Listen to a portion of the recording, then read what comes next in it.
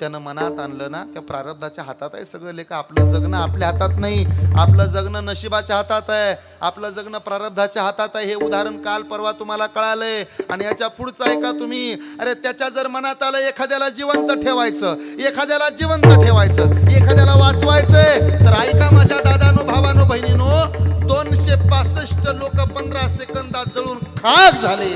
पण त्या 265 जणांच्या यादीतला एक मात्र सुखरूप वाचला. याचा अर्थ असा आहे, प्रारब्ध मागं असावं लागतं. उगा म्हणून महाराज म्हणत नाहीत, देव राखे तया मारिल कोणी, देव राखे तया मारिल कोण,